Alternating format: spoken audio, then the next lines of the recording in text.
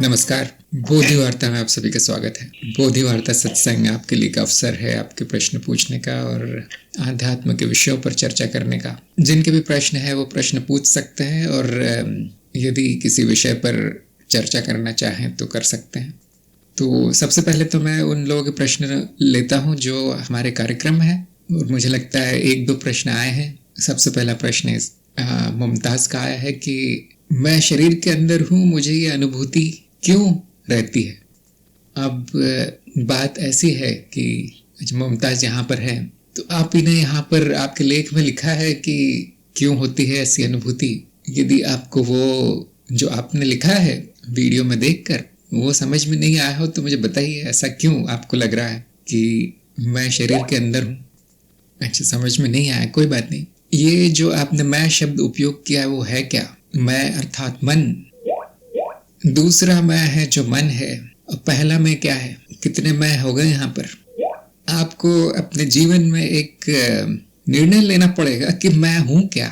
जितने जल्दी ये निर्णय ले लेंगे उतना अच्छा है। अब आप कार्यक्रम में आ गए हैं और मुझे लगता है कौन सा भाग है?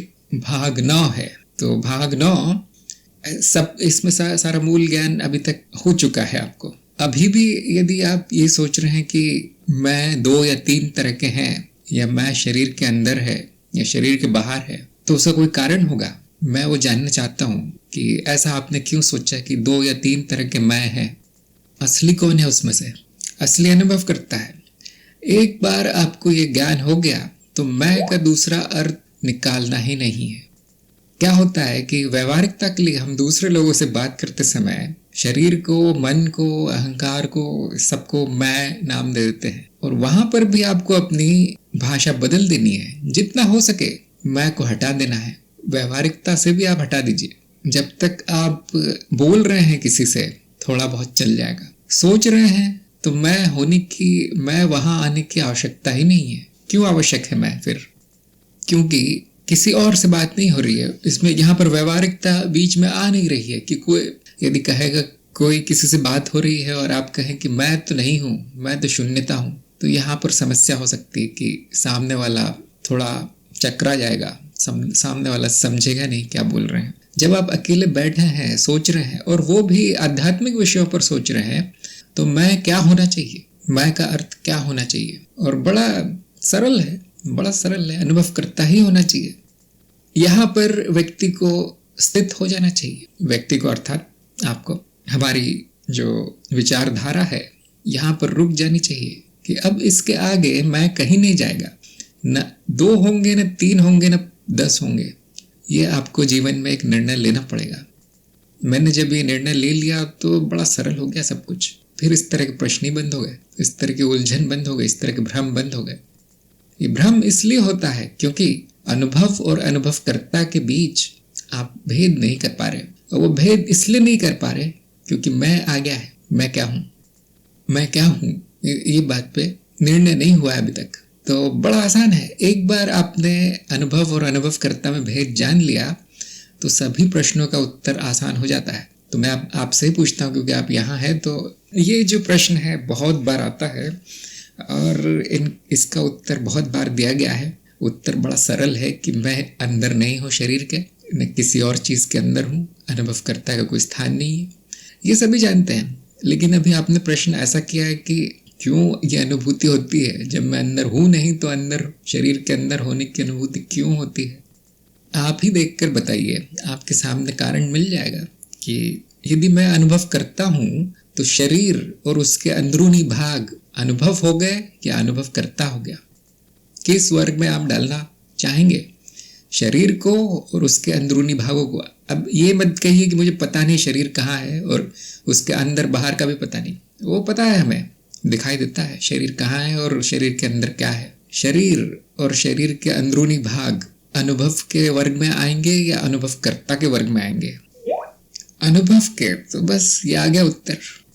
जब शरीर और उसके अंदर जो भी है वो सब अनुभव है तो वो मैं कैसे हो सकता है? ये जो अनुभूति है ये हमारे मतारोपण के कारण है। किसी ने बता दिया होगा बचपन में कि तुम शरीर के अंदर हो कहीं, बस ये मान्यता बैठ गई है, अब ये जाती नहीं है।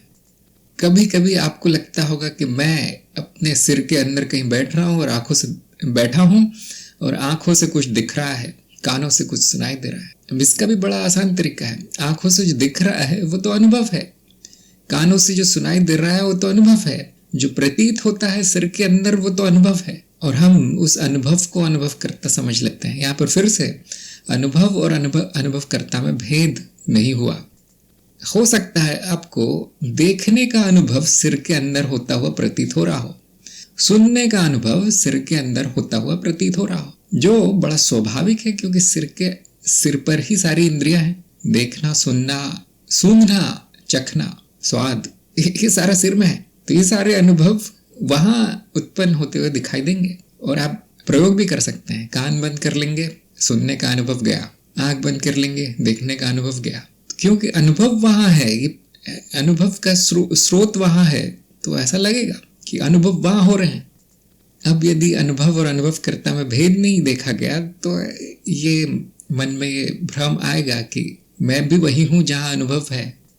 इसमें थोड़ी सच्चाई है वैसे देखा जाए तो। मैं तो वही हूं जहां अनुभव है, जहां अनुभव है वहीं अनुभव करता है, जहां अनुभव करता है वहीं अनुभव है। लेकिन शरीर से कोई लेना देना नहीं है इसका। जो अनुभूति होती है आपको वो इंद्रियों की अनुभूति है, क्योंकि इंद्रियां सिर में है। उस अनुभूति को अनुभव करता या मैं मान लेना ये बड़ी गलती है। फिर अनुभव कहाँ से आते हुए प्रतीत हो रहे हैं ये किसी काम का नहीं है हमारे। कहीं से भी आ रहे हो, शरीर के अंदर हो रहे हो, शरीर के बाहर हो रहे हो, उसमें कोई बुरी बात नहीं है, उसका कोई महत्व नहीं है। और मैं तो कहता हूँ शरीर के अंदर हो रहे हैं अनुभव, ये समझना ज्यादा अच्छा है। क्यों? क्योंकि उससे पता चलता है कि मेरी आंखें हैं, मेरे कान हैं, ये अनुभव मुझे हो रहा है। और वो उत्तरजीविता के लिए बहुत अच्छा है, जीवित रहने के लिए बहुत अच्छा है।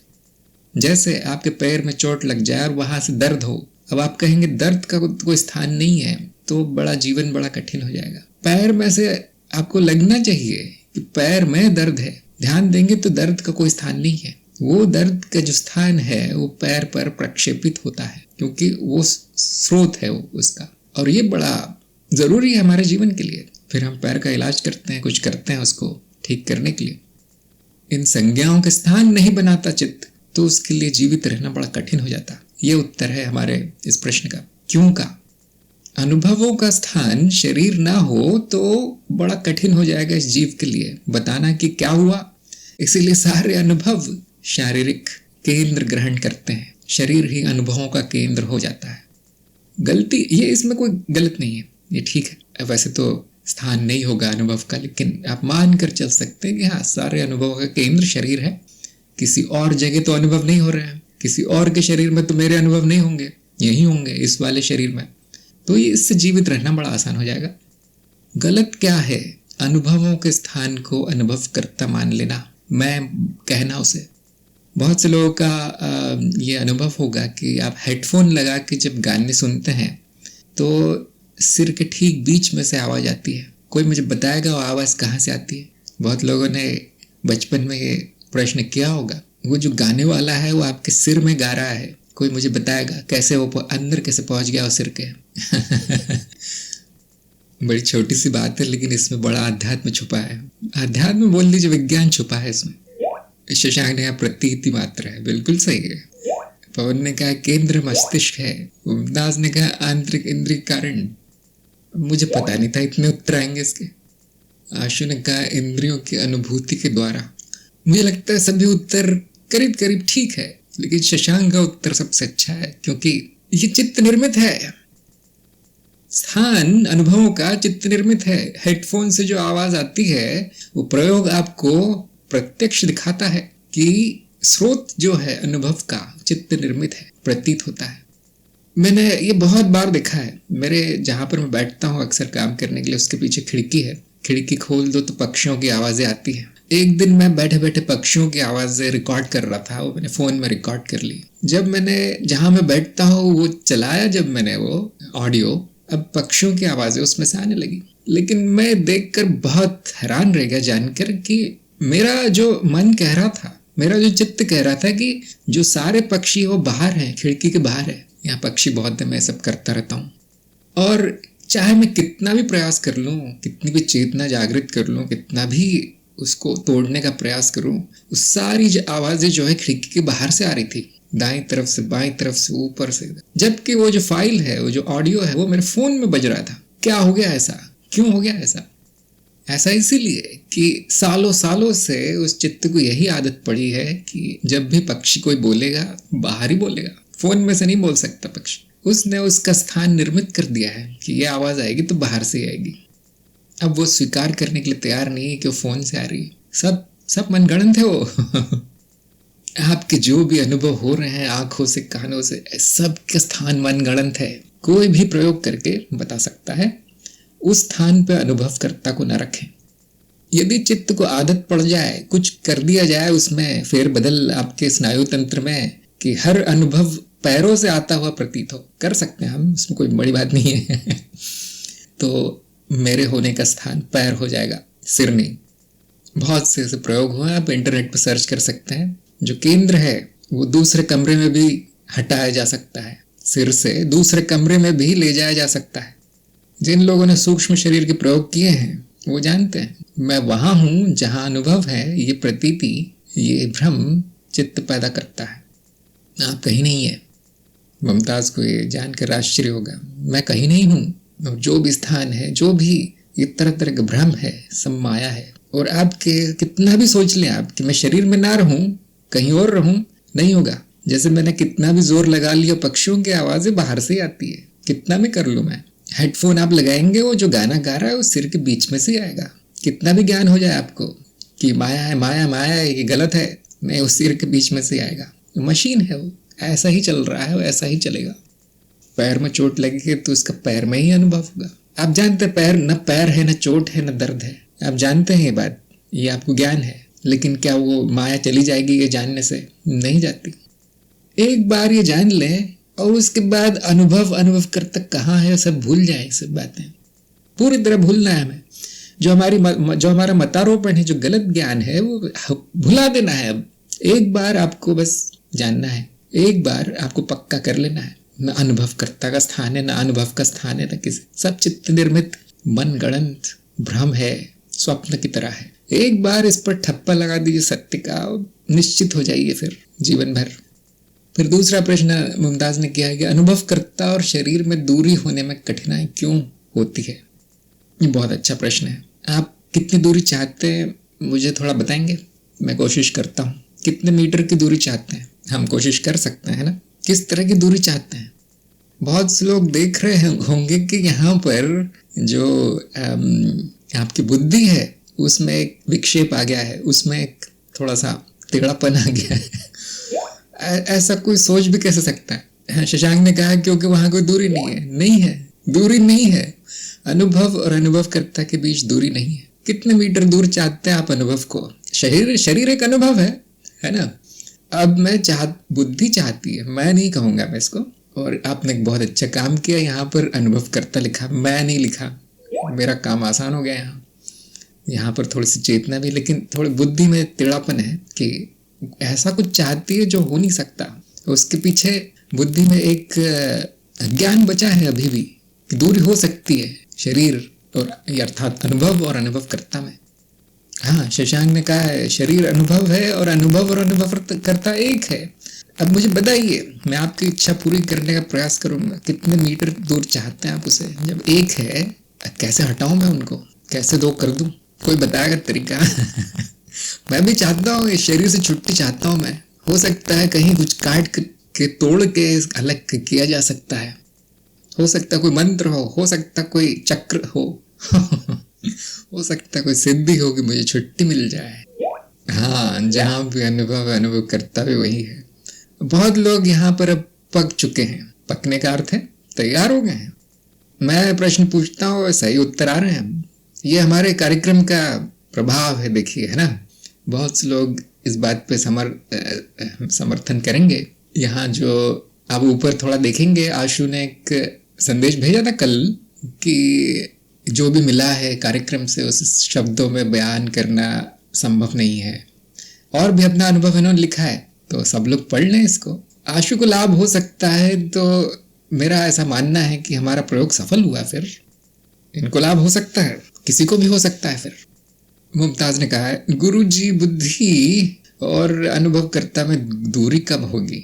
प्रश्न यह होना चाहिए था, बुद्धि और अनुभवकर्ता में दूरी कब होगी? फिर से मैं आपसे वही पूछूंगा कि कितनी दूरी चाहते हैं आप? दूरी से अर्थ क्या है आपका?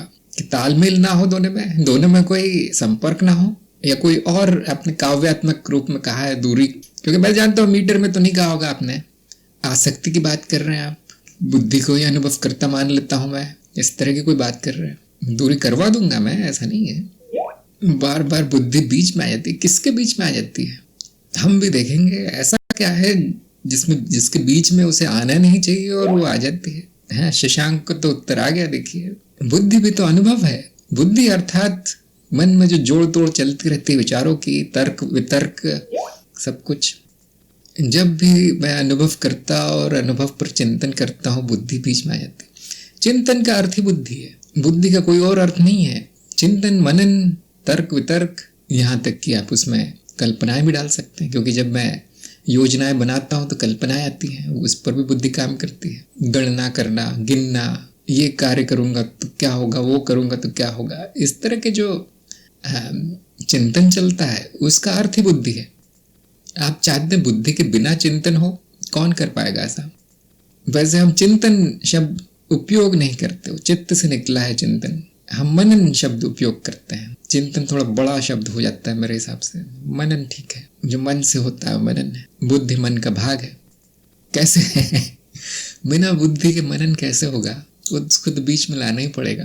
तो मुझे लगता है यहाँ पे शब्दों के अर्थों का थोड़ा सा अज्ञान है।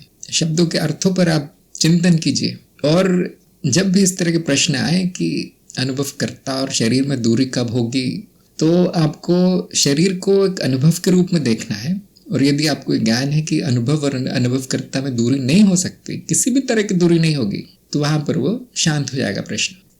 फिर वो बुद्धि जो खेल रही है तरह तरह के विचारों से, वो शांत हो जाएगी बुद्धि। ये एक ही बार करना है। दूसरी बार प्रश्न आए तो आपको छोड़ ही देना है, फिर कोई फायदा नहीं है उसमें। मैंने देखा लोग वही विचार लाते हैं, वही प्रश्न बार बार आते हैं।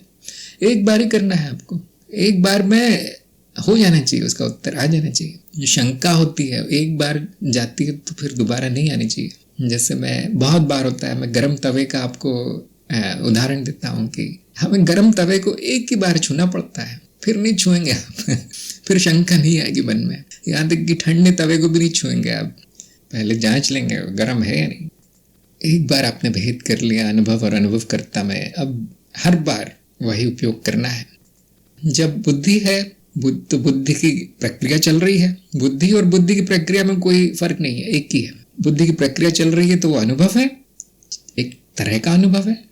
बार बार बुद्धि कुछ और कहेगी, ये एक तरह का विक्षेप है बुद्धि में। आपको बार बार ज्ञान लेकर आना है वहाँ कि नहीं, ये जो मैंने सोचा था वो ठीक नहीं है। अनुभवकर्ता के बारे में मेरा अप्रोक्ष प्रत्यक्ष अनुभव ये नहीं कहता।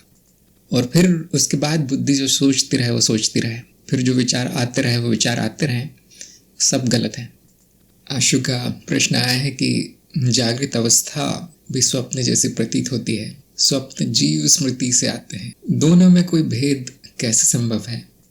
मुझे लगता है आप पूछना चाहते हैं जागृत अवस्था और स्वप्न में भेद कैसे संभव है।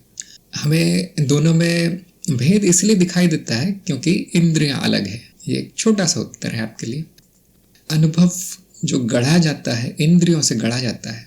स्वप्न में जो इंद्रियां हैं वो इतनी विकसित नहीं है जितनी हमारी शरीर में जो इंद्रियां हैं। वो शारीरिक इंद्रियां क्योंकि विश्व चित्त ने बनाई है, बहुत बड़ी चीज है विश्व चित्त करोड़ों सालों से उसने वो किसी बड़े कलाकार की तरह वो इंद्रियां तैयार की है, इसलिए इतनी अच्छी अनुभूति हो जाती है जागृति में। है वही प्रक्रिया, ठीक वही है, एक ही प्रक्रिया है।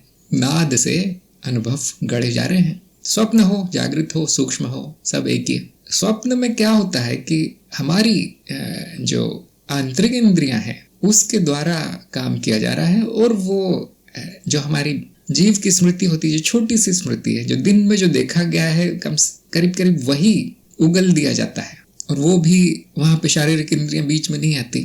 तो इसीलिए जो ऐसा दिखाई पड़ता है हमें जागने के बाद लगता है, स्वप्न के समय तो सब कुछ बिल्कुल ठीक लगता है, तब हम कुछ नहीं कहते कि ये जागृति जैसा नहीं दिख रहा मुझे, स्वप्न में तो पूरा सब कुछ ठीक ही दिखता है। उठने के बाद, जागृति में आने के बाद यदि याद रहे तो लगता है कि ये तो बड़ा अजीब सा कोई अनुभव था, सत्य नहीं था। और वो उसका कारण यही है कि अब आप उसकी तुलना जागृति में जो इंद्रियां हैं उससे कर रहे हैं। जागृति में जो इंद्रियां सक्रिय है उससे जो अनुभव आ रहे हैं उसकी तुलना हो गई अब स्वप्न से। मैं आपको एक बड़े मजे की बात बताता हूँ। जब आप सूक्ष्म शरीर का प्रयोग करेंगे, यदि आप करेंगे तो, जो कि आपका अगला चरण होगा, कोई सूक्ष्म इंद्रियां हमारी जागृत शरीर में, जो भौतिक शरीर में जो इंद्रियां हैं उससे बहुत अधिक विकसित हैं। और उसकी वजह से जब आप सूक्ष्म लोकों की यात्रा से यहाँ आएंगे तो अब जागृति आपको स्वप्न जैसी लगेगी। या आप यहाँ से वहाँ जाएंगे तो अब जागृति आपको मिथ्या लगेगी कि वो क्या अनुभव था जिसमें मैं आशु था और मेरा घर था और मेरा परिवार था और ये सब। मैंने देखा है 5 मिनट भी लगते भूलने में। जैसे आपको स्वप्न भूलने में 5 मिनट भी नहीं लगते। उठने के बाद कुछ चल रहा है मन में, पता नहीं कुछ दिख रहा है, चित्र कुछ विचित्र से चल रहे हैं, और उठने के बाद पूरी तरह से अर्थहीन होते हैं, किसी काम के नहीं होते।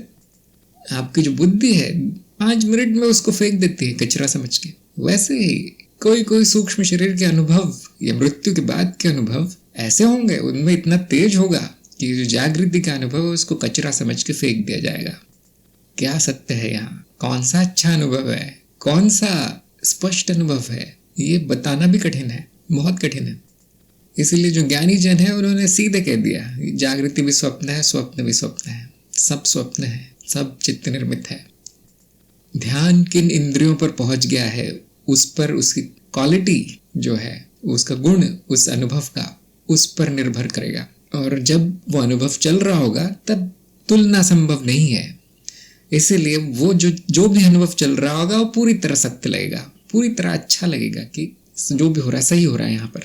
जैसे स्वप्न में होता है, स्वप्न में आप जागृति को भूल चुके हैं तो उसकी तुलना अब संभव नहीं है। यदि स्वप्न में आपकी चेतना जागृत हो जाए तो स्मृति का पुल बन जाएगा जागृति से, अब तुलना संभव है।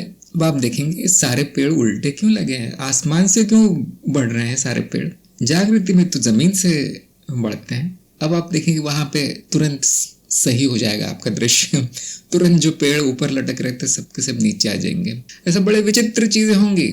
सबके सब मिथ्या है, सबका सब चित्त निर्मित है, वो जो चाहे करता है।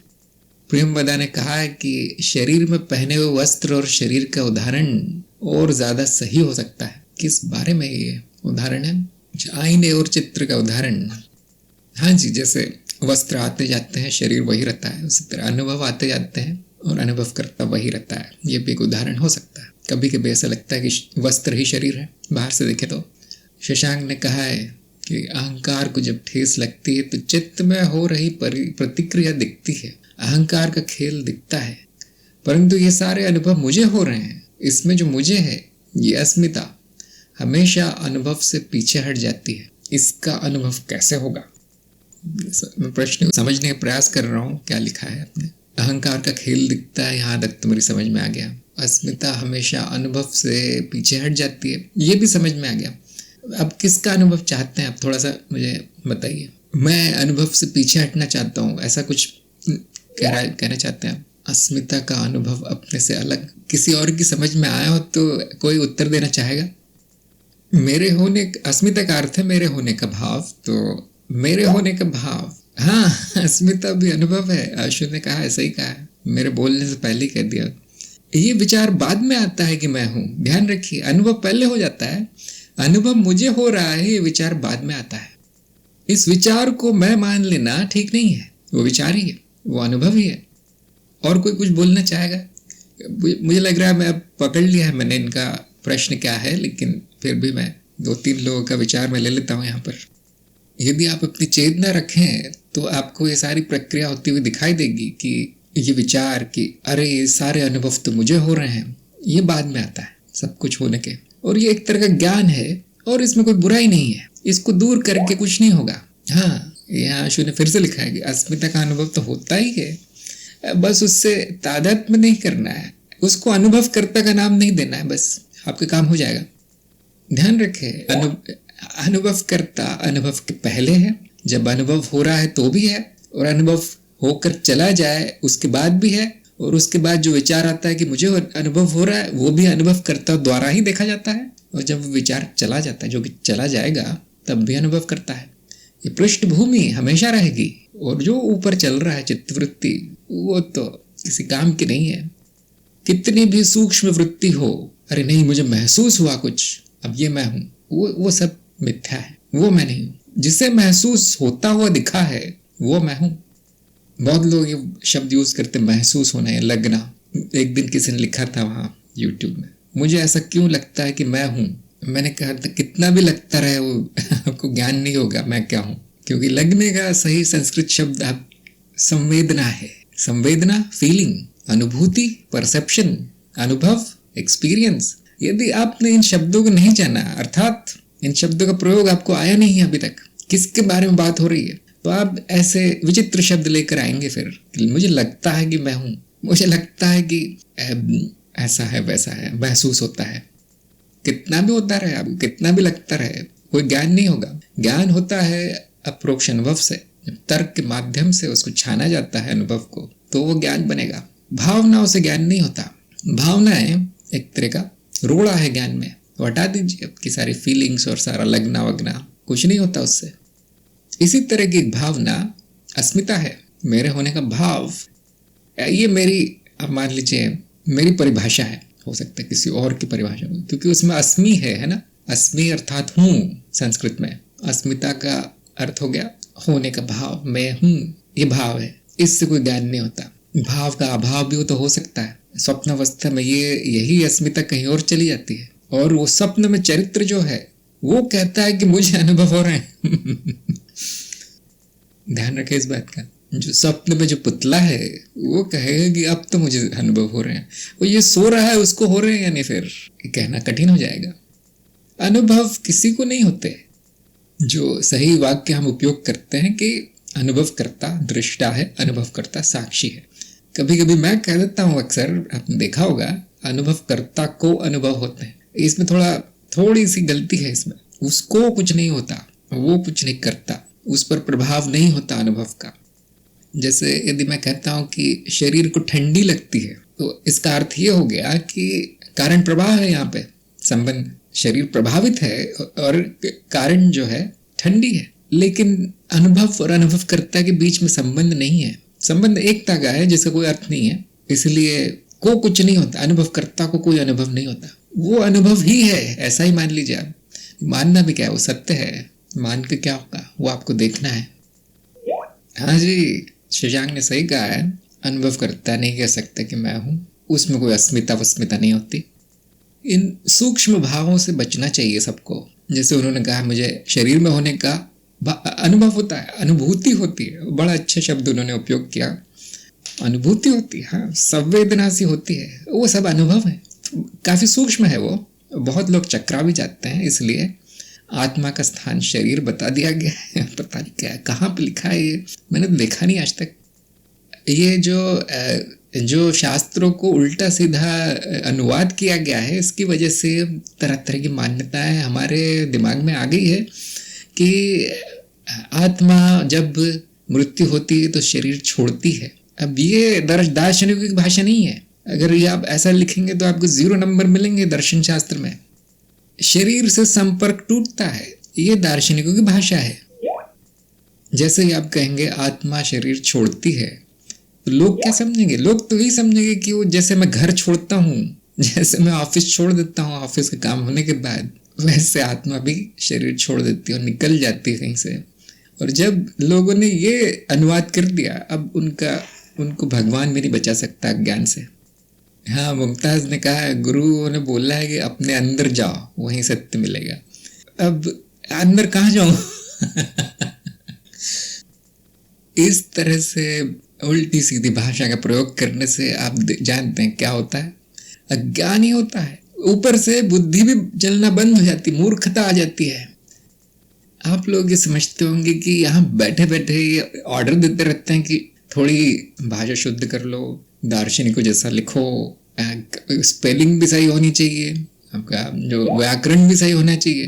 क्यों मैं इतना क्यों मैं इस पे ध्यान देता हूँ? ये बात मान के चलिए आप कि मैं सबसे आलसी हूं आप सब लोगों में से। अगर जरूरी नहीं होता तो मैं कभी नहीं कहता ये। यदि ये बुद्धि शुद्धि वाक शुद्धि जरूरी नहीं होती ज्ञान मार्ग में, मैं आपको कभी नहीं बोलता। फिर तो मैं बोलते चलो अंग्रेजी मिला दो आप संस्कृत में, अब अंग्रेजी को फ्रेंच जो भी आपको आता है सब मिला दो, चालू भाषा में बोलो। उससे किसको ज्ञान होता, उससे क्या ज्ञान होता? जैसे इन्होंने लिखा है, अपने अंदर जाओ, अंदर स्थित करो, ध्यान अंदर दो। अंदर मतलब क्या, किसके अंदर? बहुत से लोग आध्यात्म से नाराज हो जाते हैं, नाराज तो नहीं कहेंगे, हंसते हैं, इसका मजाक उड़ाते हैं अध्यात्म का, क्योंकि भाषा बड़ी चालू है। भाषा में सटीकता नहीं होगी तो आपको गंभीरता से नहीं लेगा कोई। बहुत से लोगों ने मुझे शिकायत भी की है कि जो बोधि वार्ता में आपने जो भाषा उपयोग की वो बहुत कठिन है, थोड़ी हिंदी में भी बोला कीजिए। मैंने कहा वो हिंदी ही है, आप लोगों की बुद्धि भ्रष्ट हो चुकी है गलत भाषा उपयोग करके। आपने जो भाषा सीखी है हिंदी, वो फिल्मों से आई है, उसमें कौन सा दर्शन शास्त्र होगा? मुझे भी बहुत वर्षों तक भाषा सीखनी पड़ी, ऐसा नहीं। अभी भी मैं थोड़ा सीख ही रहा हूँ, अभी भी मुझे कहीं ना कहीं अटक ही जाता हूँ। मैं आपको बड़ा शब्द दे दे के कहीं से निकाल के किसी दूसरे दर्शन से जो मैं जानता नहीं हूँ, मैं अटक जाता हूँ। यदि आप ये भाषा नहीं समझ पा रहे तो जो बौद्ध दर्शन है या अद्वैत की किताबें में जो उनमें जो भाषा लिखी है वो तो फिर कभी नहीं समझ में आएगी। तो हाँ, ये बिल्कुल सही है कि हमारी बहुत सारी मान्यताएं भाषा अशुद्ध होने की वजह से आई है। अब घबराइए मत, मरने के बाद आत्मा शरीर से नहीं निकलेगी, शरीर नहीं छोड़ेगी। उसने शरीर पकड़ा ही नहीं था कभी जो छोड़ेगी। बहुत मूर्खतापूर्ण स्थिति हो गई है। कुछ योग के शास्त्र है, वो कहते हैं कि प्राण मृत्यु के समय किस जगह से निकलते हैं शरीर से, उससे आपका अगला जन्म निर्धारित होता है। मैं इस बात से पूरी तरह सहमत हूँ, लेकिन वो जो सिर फोड़ते हैं, वो जो चिता में वो सब बकवास है। और ये भी भाषा की गलती है यहाँ पर, क्योंकि लोग उसको समझ नहीं पाए वो क्या लिखा गया है, क्योंकि प्रयोग उनका शून्य था तो उन्होंने ऐसा अनुवाद कर दिया। ऐसा नहीं होता है। प्राण शरीर में है और शरीर के बाहर नहीं निकल सकते। प्राण सूक्ष्म है वो, और उसका स्थान चक्र है, शरीर में नहीं है। जो अंतिम चक्र सक्रिय होगा मृत्यु के समय, वो निर्धारित करेगा आपका अगला जन्म। ये सही अनुवाद है और इससे किसी को तकलीफ नहीं होगी। अब क्या सिर फोड़ रहे हो चिता में, ये सब हो सकता है कि थोड़ा पैसे वैसे का भी मामला हो कि ये क्रियाक्रम कर लो, पैसे दे दो पंडित को, और ये सब पता नहीं ये मान्यता कैसे आ गई। लेकिन योग में कुछ और ही कहा गया है, वो जो लोग जानते नहीं। जब मैं चक्र कहता हूँ तो हमारे ज्ञान मार्ग के हिसाब से जो हमने मॉडल बनाया है परती रचना का, किसी परत की बात हो रही है। और अब आप देख सकते हैं कि मूलाधार में प्राण सक्रिय है मृत्यु के समय, तो उसका जन्म वहां होगा जहां मूलाधार की परत सक्रिय होगी, और पशु योनि सबसे उचित योनि है उसके लिए। इस तरह से आप तार्किक दृष्टि से देख सकते हैं कि जो परत सक्रिय होगी मृत्यु के समय, वो निर्धारित करेगी कि आपका अगला जन्म। और ये तभी तक होगा जब तक आज्ञा तक नहीं पहुंच जाता। आज्ञा में सक्रियता है, अर्थात चेतना की परत जो है, जिसको मैंने चेतना की परत कहा है हमारे मॉडल में, हमारे बोधि वार्ता के मॉडल में, वो सक्रिय है आपके मृत्यु के समय, तो अगले जन्म पर संपूर्ण नियंत्रण होगा। इसीलिए सारे प्रयोग बताए गए हैं। चेतना के प्रयोग करते रहिए, 24 घंटे चेतना होगी, मृत्यु जब भी आए आप तैयार हैं। अब मैं ये नहीं कहता कि वहां पर आपका जन्म होगा ही नहीं, ऐसा नहीं है। आपको कुछ समय मिल जाएगा सोचने का, समझने का। मेरे कर्म बहुत बचे हैं, अब लेना ही है मुझे जन्म, तो आप रुक सकते हैं थोड़ा कि सही जगह क्या है जन्म लेने की। और यदि आपके गुरु है, गुरुजन है, इस तरह आपकी परंपरा है वहां पर, तो उनसे थोड़ा पूछताछ कर सकते हैं, थोड़ा चिंतन मनन कर सकते हैं कि क्या किया जाए। और यदि चेतना नहीं है तो आपका सीधा होगा जन्म, मशीन की तरह होगा। ये बात बहुत कम लोग समझते हैं। उनको लगता है सभी लोग एक जैसे ही मरते होंगे। ऐसा नहीं है। जैसे सभी लोग एक जैसे जीते नहीं है, वैसे सभी लोग एक जैसे मरते भी नहीं है। बड़ी तार्किक सी बात है। तो मैं थोड़ा विषय से भटक गया यहाँ पे। पवन ने लिखा है, क्या किसी गहरे तल पर श्रवण शक्ति और शब्द एक ही नहीं? आप कह सकते हैं, थोड़ा काव्यात्मक लगेगा कि ये थोड़ी कविता जैसी लगेगी। श्रवण शक्ति और शब्द एक ही है। हाँ, कभी कभी उस संज्ञा से, उस इंद्री से, वो जो इंद्री कर रही है, हटाना बड़ा कठिन हो जाता है। जैसे आप कल्पना कर रहे हैं तो अब इंद्री कहाँ है, वहाँ पता नहीं चलता, कल्पना ही इंद्री है। ऐसा ऐसा लगता है। यदि आपका कार्यक्रम समाप्त भी हो जाए, यदि आप कार्यक्रम पूर्ण भी कर लें, तो भी भाषा की शुद्धि करते रहें। भाषा सटीक है या नहीं, इस पर हमेशा ध्यान दीजिए। और 90% भी सही हो गई तो बुद्धि भी 90% शुद्ध हो जाएगी अपने आप। बुद्धि भाषा पर ही कार्य करती है। शशांक ने पूछा है, अद्वैत में अनुभव करता और अनुभव नहीं, पर क्या वहाँ अनुभव क्रिया भी नहीं? बड़ा कठिन प्रश्न है, बड़ा कठिन प्रश्न है। ऐसा लगता है बहुत सोच विचार किया गया है इसमें।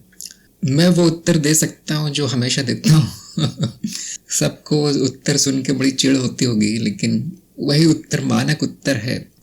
जब भी अद्वैत की बात की जाए तो एक ही उत्तर बड़ा सटीक सा है जो हमेशा दिया जाता है। अद्वैत में अनुभव क्रिया है और अनुभव क्रिया का अभाव भी है। अनुभव क्रिया नहीं है अद्वैत में और उसका अभाव भी नहीं है। लेकिन ये किसी को पसंद नहीं आता है उत्तर। नहीं, ऐसा मत बताइए, आप मुझे सही बताइए। एक चीज बताइए मुझे, है या नहीं? कौन बताएगा? ऐसा उत्तर संभव है या नहीं? जैसे वो अदालत में वकील पूछता है ना कि क्या आपने चोरी करना छोड़ दिया है, और इसका उत्तर हाँ या नहीं में दीजिए। अब हाँ दो तो भी फंसेगा और ना दो तो भी फंसेगा। कौन बताएगा? अद्वैत अज्ञे है। ये तो जो अज्ञे वाली बात है पूरी तरह अलग है। वो तो पूछ रहे हैं कि है या नहीं अनुभव क्रिया। अगर है तो वो अज्ञे होगी, वो बात सभी मानते हैं। क्या है वो, उसको क्या प्रश्न का उत्तर नहीं आएगा क्योंकि मूलभूत है फिर वो। लेकिन है या नहीं? यदि नहीं है तो कौन जानता है कि नहीं है? है तो कौन जानता है कि है, क्योंकि उन्होंने लिख दिया है अनुभव करता नहीं है वहां। अब ये उत्तर नहीं आ सकता कि अनुभव करता जानता है अनुभव क्रिया है। नहीं, वो कुछ नहीं जानता। अनुभव करता कुछ नहीं है वहां पे। अनुभव क्रिया में कोई अनुभव करता नहीं है। इसलिए मैंने कहा बड़ा कठिन प्रश्न है। ऐसे प्रश्नों के उत्तर आपको हाँ या नहीं में नहीं आएंगे। एक बात हमको ध्यान में रखनी चाहिए कि अद्वैत संपूर्णता है। जब आप पूछते हैं मुझे कि ये ऐसी चीज, चाहे कोई भी हो, कितना भी बड़ा, कितनी भी बड़ी अवधारणा हो, वो है या नहीं, उसका कोई उत्तर नहीं आता। संपूर्णता में नहीं का स्थान नहीं है, क्योंकि वो संपूर्णता है, वहां पे अभाव भी होना चाहिए। ऐसी कैसी संपूर्णता जिसमें उस चीज का अभाव भी ना हो? ये भी एक संभावना होनी चाहिए कि वो ना भी हो एक जगह अर्थात अस्तित्व में।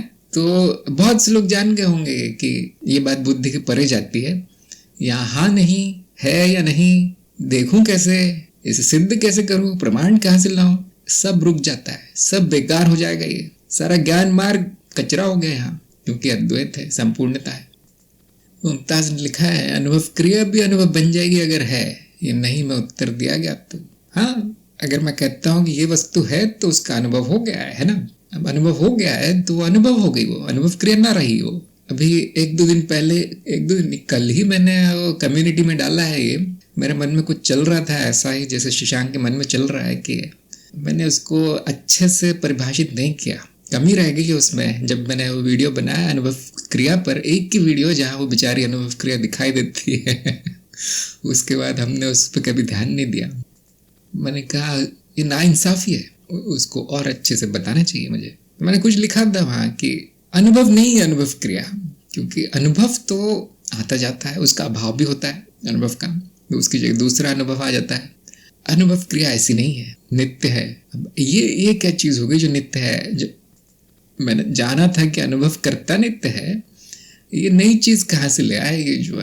तो ये बड़ी अजीब बात है।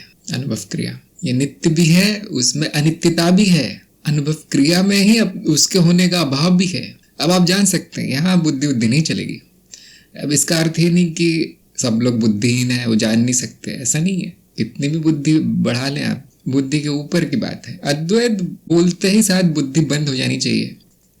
इसका अर्थ ये नहीं कि मैं नहीं कहता प्रश्न नहीं करना चाहिए, ऐसा नहीं है। प्रश्न जरूर करें, सभी लोग करें। अद्वैत में जितने अद्वैत को कटघरे में आप ले आए, लेकिन मैं गारंटी देता हूँ कि उत्तर बड़े विचित्र आने वाले हैं।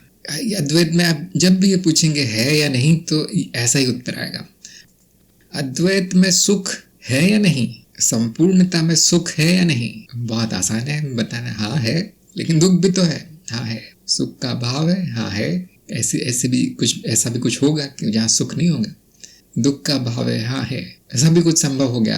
अब वो संपूर्णता हो गई। इसमें से आप एक भी निकाल दीजिए और वो फिर संपूर्णता नहीं बचेगी। और ऐसा क्यों कि हमें क्यों चारों जो विकल्प रखने पड़ते हैं। क्यों? जैसे मैं कहूँगा कि देखिए सुख ही सुख है अद्वैत में, दुख नहीं है, तो लोग बोलेंगे दुख आया कहाँ से, फिर ये आया कहाँ से दुख? नहीं, सुख का अभाव ही दुख है, तो है ना, फिर अभाव तो है।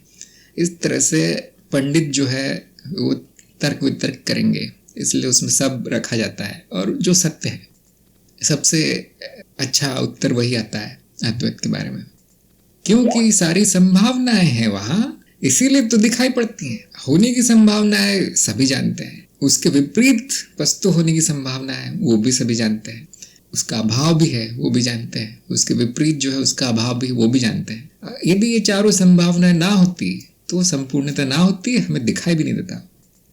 छोटी मोटी वस्तुओं के बारे में कहे, सुख दुख या शरीर क्या, ये जो दूसरी जो वस्तु है, जड़ वस्तु है, तो ये बड़ा अच्छा उत्तर बन जाता है। लेकिन इन्होंने उसमें अनुभव क्रिया ही डाल दी है जो स्वयं अद्वैत है। अनुभव क्रिया स्वयं अद्वैत है। थोड़ा शब्दों से खेलना चाहे, ये प्रश्न ऐसा भी हो जाता है कि अद्वैत में अद्वैत है भी या नहीं, इस तरह का प्रश्न हो जाएगा। हाँ, सब कुछ संतुलन में है। तो देखिए, प्रश्न ऐसा होना चाहिए जिसका बुद्धि के द्वारा उत्तर आ जाए। आप पूछ सकते थे कि अद्वैत में द्वैत है या नहीं, द्वैत में जो वस्तु होती है वो किस तरह से है, अद्वैत में अद्वैत है या नहीं। अब मैं कुछ नहीं कह पाऊंगा अब मैं ये भी नहीं कह पाऊंगा कि नहीं है और ये भी नहीं कह पाऊंगा कि है। जो अद्वैत अवस्था है अस्तित्व की, उसी का नाम मैंने अनुभव क्रिया दिया है। कैसे जानेंगे अद्वैत है? प्रमाण कहाँ से लाएंगे अद्वैत है? कोई बताएगा? सारा झगड़ा तो यही है ना दर्शनों का, द्वैत है या अद्वैत। उसमें अद्वैत हमेशा जीतता है, लेकिन क्यों? शशांक ने कहा है कि आईना है और चित्र है, इससे ज्यादा ये सही है कि मात्र परिवर्तन है, नाम देना ही सारे फसाद की जड़ है। ये इस बात से मैं सहमत हूँ पवन के कि नाम देने से बुद्धि ये समझती कि कोई वस्तु हो गई, क्योंकि हम वस्तुओं को नाम देते हैं। ये टेबल है, ये कुर्सी है, ये घर है, ये पेड़ है, ये कुछ और है। इसी तरह से जब मैं अनुभव क्रिया का नाम रख देता हूँ कि ये देखो अनुभव क्रिया है, अब बुद्धि उसको वस्तु की तरह उपयोग करना चाहेगी। मुझे बताइए कहाँ है, मुझे बताइए अद्वैत में है या नहीं है, मुझे बताइए इसका क्या रूप रंग है। तो हाँ, ये जो नाम देने से उलझन हो सकती है। मैं नाम न दूं तो आप लोगों को बता नहीं पाऊंगा, तो ये बड़ी विचित्र परिस्थिति है। एक समय आपको ये करना ही पड़ेगा कि नाम के ऊपर जाना पड़ेगा, नाम रूप के ऊपर जाना पड़ेगा, जहां पर मौन सही उत्तर है। बाद से वो गुरु करेंगे भी कि ऐसा आप कुछ पूछेंगे अद्वैत के बारे में, वो कम से कम आधे घंटे तक मौन में चले जाएंगे। अब आप सोचते हुए घर जाएंगे मैंने ऐसा क्या कर दिया गुरु को नाराज कैसे कर दिया मैंने। लेकिन वही उत्तर है, मौन उत्तर है। हाँ जी, गौतम जी, बौद्धि वार्ता में आपका स्वागत है। हेलो हेलो, धन्यवाद जी, धन्यवाद। नमस्ते। आपको कोई प्रश्न हो तो आप बता सकते हैं, या आप यदि केवल सुनना चाहते हैं तो भी कोई बात नहीं। ठीक है, अभी सुन आपने मेरा प्रश्न है, आपका प्रश्न है? अभी तो प्रश्न अद्भुत का बात है, साधना में अन्वेषण हो रहा है, आज मैं नहीं देखूंगा।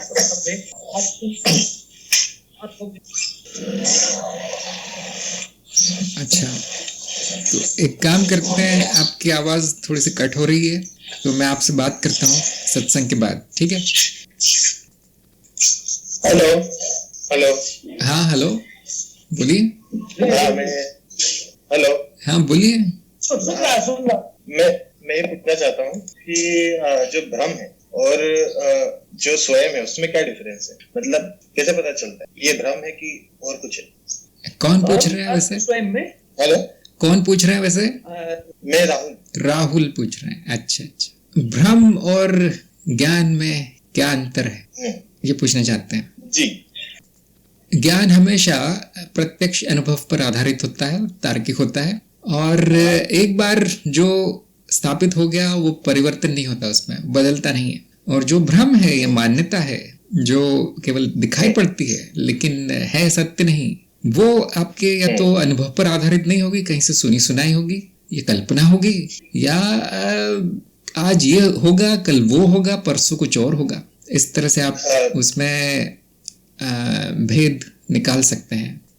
ये कहने का ठीक एक है, और अर्थ हो गया, मतलब एक और सही प्रश्न आप इस तरह से भी बोल सकते हैं इसको कि सत्य और असत्य में क्या फर्क है। हाँ, पर ये जो है, जो अनुभव है वो हमेशा रहता है या फिर बस होके चले जाता है? यदि वो चला जाता है तो फिर वो असत्य है, फिर वो भ्रम है। जो हमेशा रहता है हाँ, वो सत्य है, वो ज्ञान है।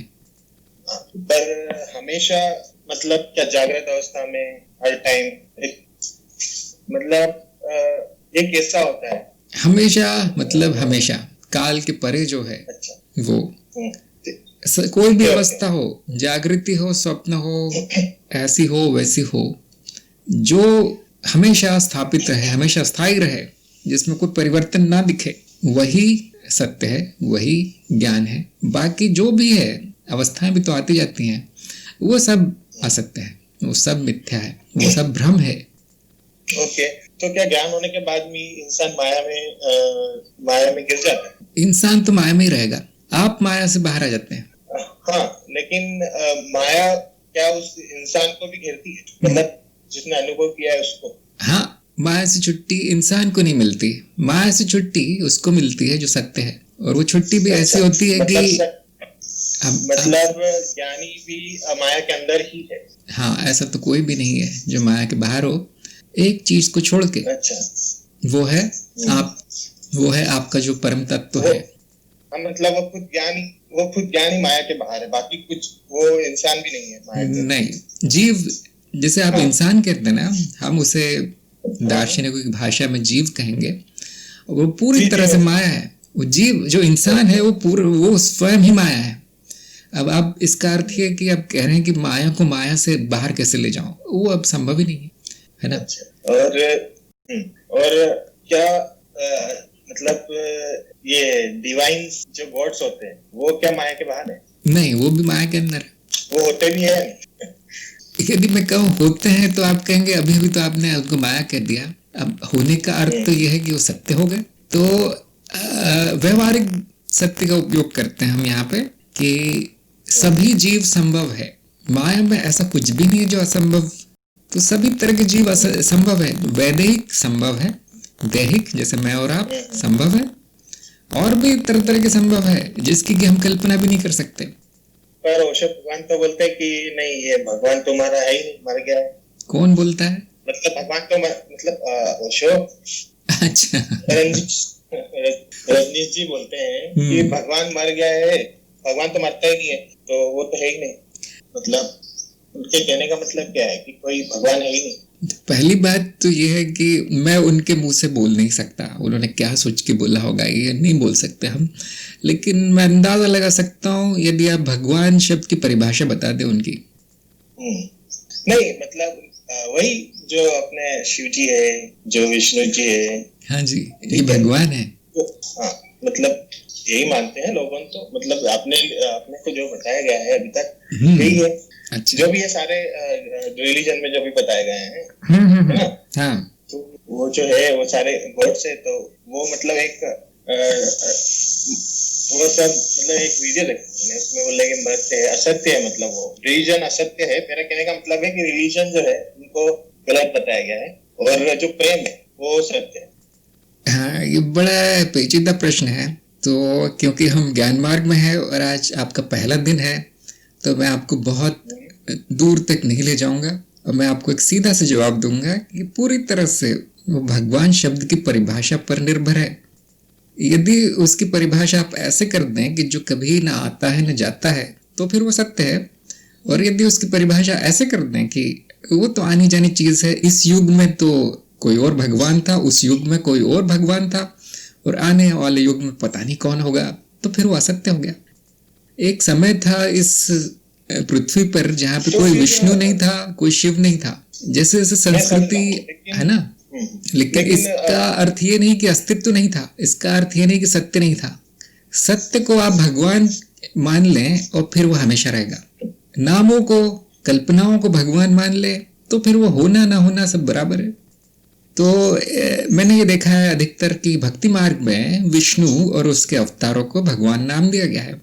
शैव मार्ग में कोई भगवान नहीं है, ध्यान रखें इस बात का। शैव मार्ग में शिव हैं, इसी तरह से योग में शक्ति है, देवी है, वहां कोई भगवान नहीं है।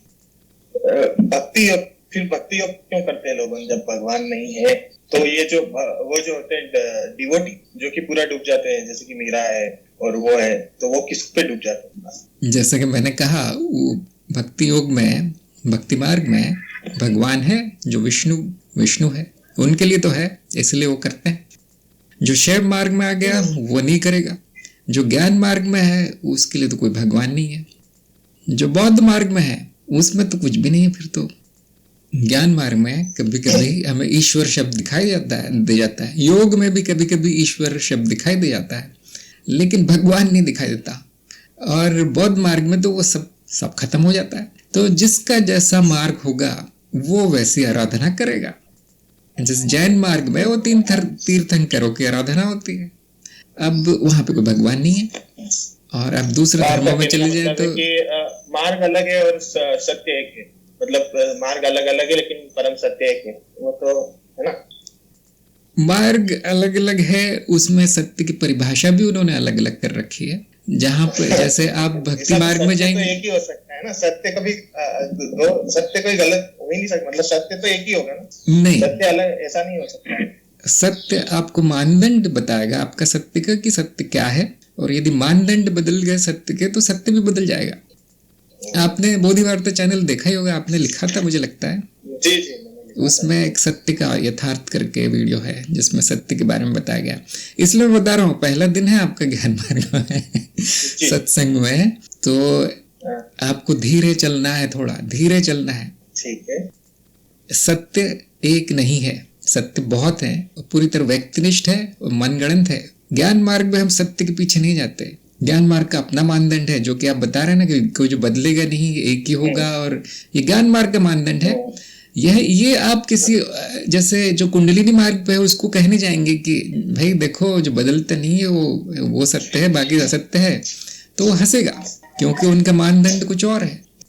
लोगों ने तो ज्ञान मार्ग से भी ईश्वर को पाया है और भक्ति मार्ग से भी पाया है। नहीं, ऐसा नहीं है। ज्ञान मार्ग में कोई ईश्वर नहीं है, भक्ति मार्ग में भी ईश्वर नहीं है, वहां पे भगवान है। ये सब शब्दों की खिचड़ी इसलिए बन गई है क्योंकि लोग जानते नहीं, मार्गों का अर्थ जानते नहीं। अगर उनको पता होता किस मार्ग में क्या अवधारणा है तो फिर बिल्कुल साफ होता उनके लिए, लेकिन ऐसा नहीं है।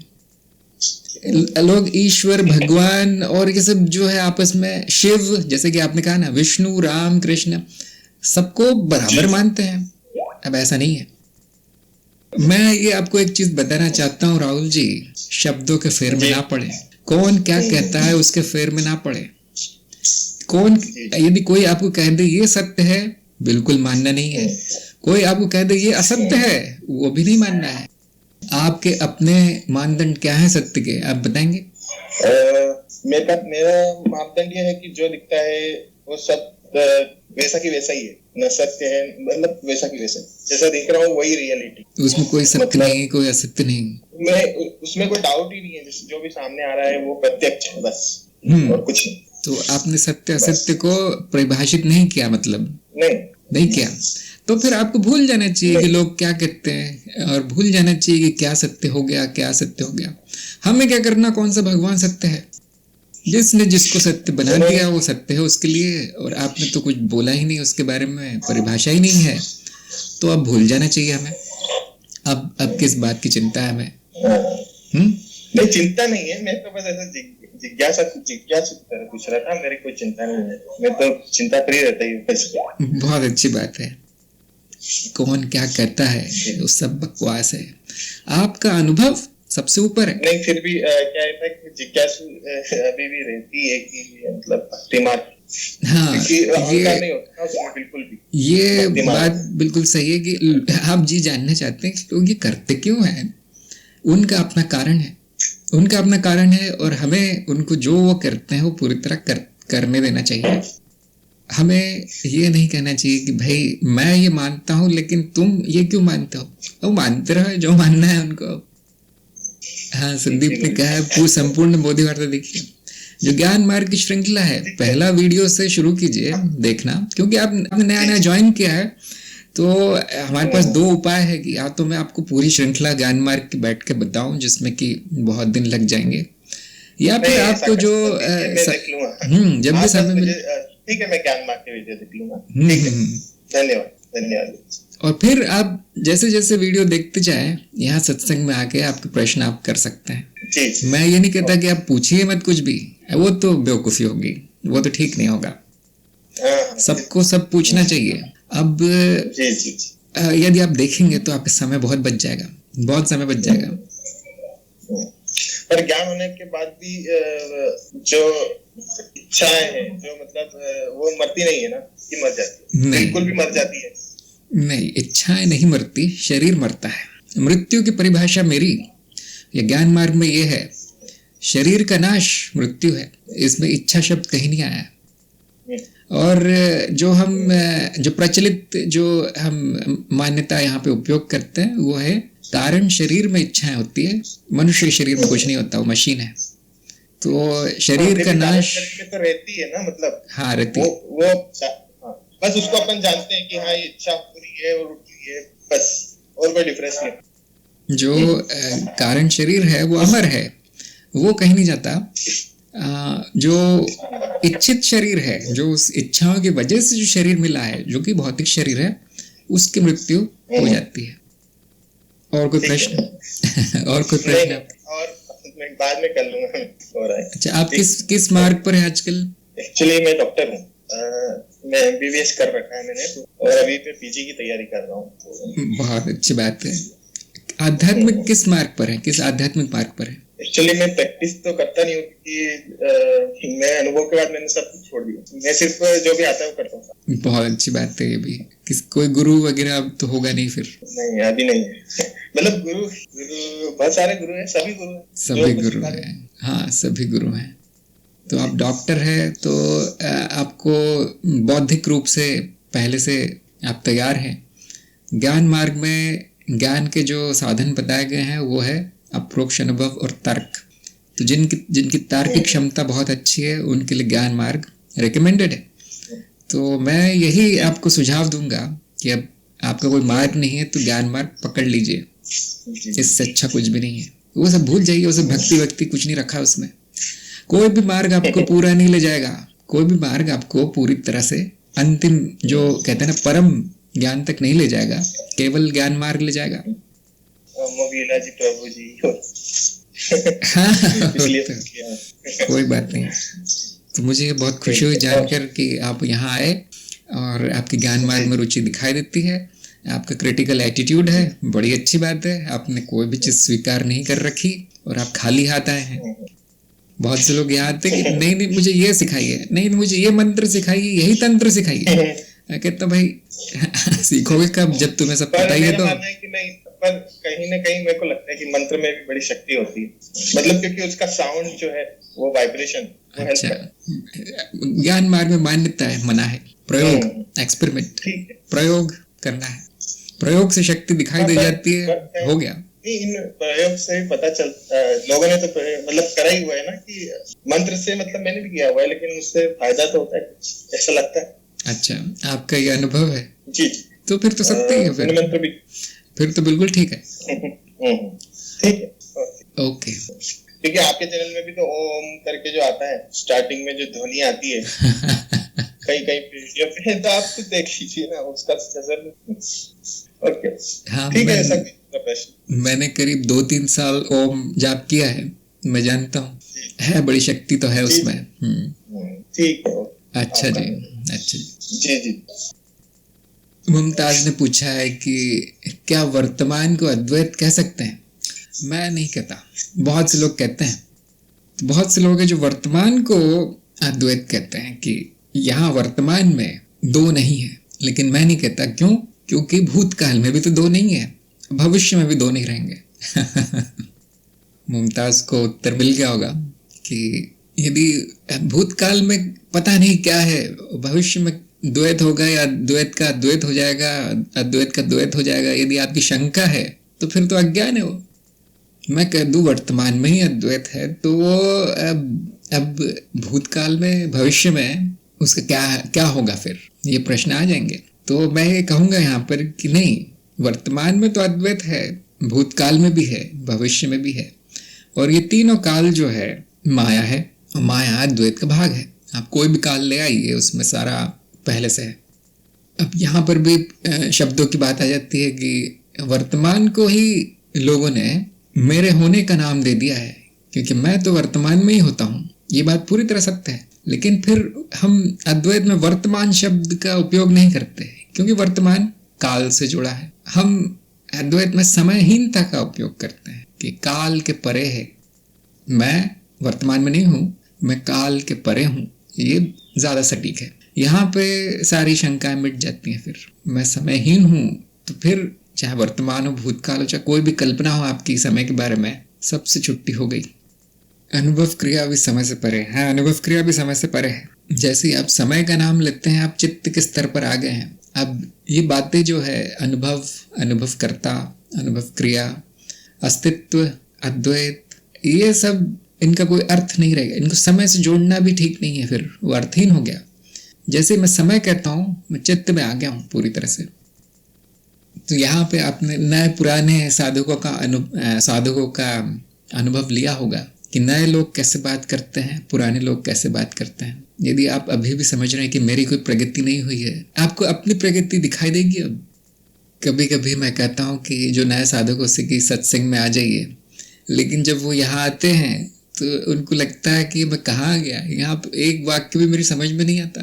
तो ऐसे लोगों को मैं सीधे कॉल करता हूँ, और जब वो इस जगह पहुँच जाते हैं जब वो सत्संग में बैठ सके, तो फिर उनको कोई आश्चर्य नहीं होता कि किस बारे में बात कर रहे हैं लोग।